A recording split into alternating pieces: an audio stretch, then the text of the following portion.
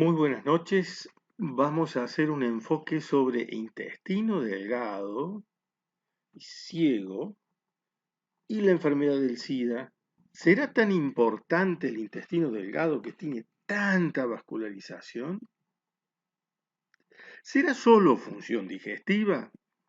¿O tendrá función linfática, inmunológica, la microbiota y los neurotransmisores, vitaminas? ¿Cuántas cosas hay en el intestino? Bueno, pensamos en tumores. Y si pensamos en tumores, y a esa altura pensamos en adenocarcinoma. Y si hay adenocarcinoma, y el diagnóstico suele ser difícil. Entonces, pero podemos tener la situación de que el paciente se ocluye, o a veces se perfora, pocas veces. O puede ser que el paciente tenga hemorragia, y entonces sí, eso es más frecuente.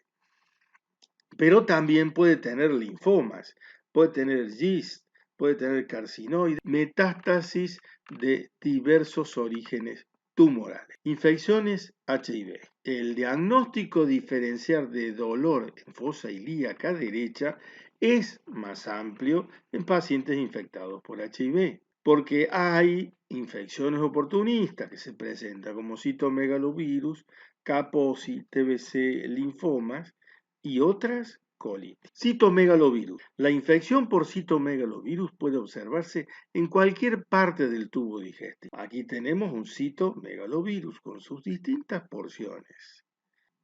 El citomegalovirus produce una vasculitis submucosa que evoluciona a trombosis. Se produce isquemia de la mucosa que provoca ulceración, gangrena de la pared y perforación.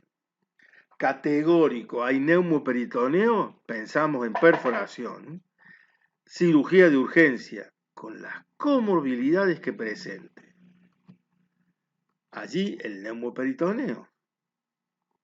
El tubo digestivo y el citomegalovirus producen entonces la vasculitis submucosa.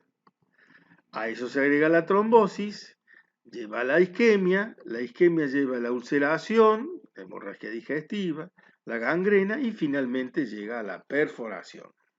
La peritonitis espontánea por patógenos oportunistas, el citomegalovirus, Mycobacterium avium intracelular, Mycobacterium tuberculosis, el Cryptococcus neoformans, el Strongyloides stercoralis, cuántas cosas.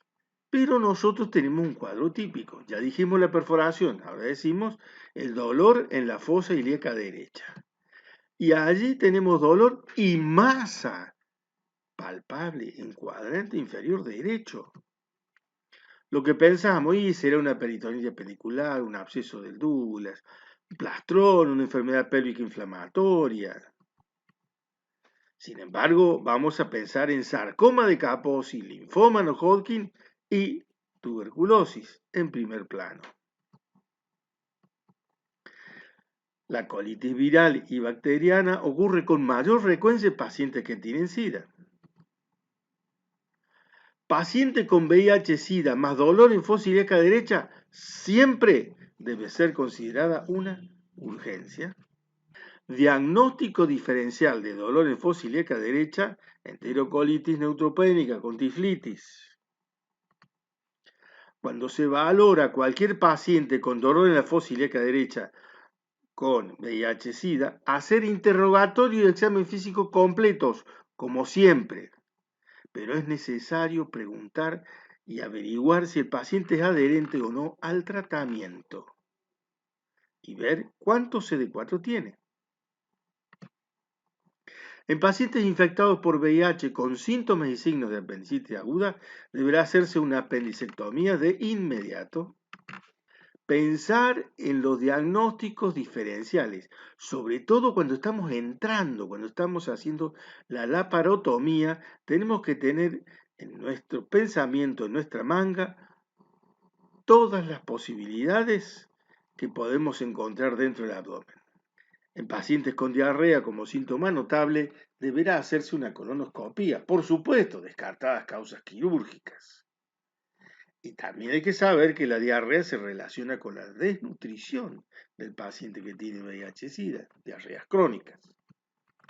Si tiene hallazgos equívocos o dudas, hacer una TAC. el porcentaje de apendicectomías negativas es de 5 a 10%, a pesar de todos los esfuerzos que uno hace para el diagnóstico. El 25% de las apendicectomías demuestran la presencia de entidades relacionadas con el SIDA, citomegalovirus, sarcoma de Kaposi, Mycobacterium avium intracelular, tuberculosis. Del año 1988 al 95, la tasa de mortalidad a 30 días de la apendicectomía fue de casi el 10%, altísima. Después del TARC, la mortalidad es la tasa de movilidad en pacientes infectados no perforados es similar a la población general. El tiempo de hospitalización es más prolongado que en un paciente no infectado con VIH-Sida, por las comorbilidades, entre otras causas. Bueno, podemos estudiar el intestino delgado con estudios contrastados, endoscópicos, con la cápsula, pero en la urgencia hay que entrar pensando en todas las posibilidades y aún más en la apendicitis aguda, en el sarcoma de Kaposi, en la tuberculosis y en un linfoma no Hodgkin que esté complicado. La clave es el neumoperitoneo. Si hay neumoperitoneo, hay cirugía. Muchas gracias. Espero que les sirva desde lo sintético.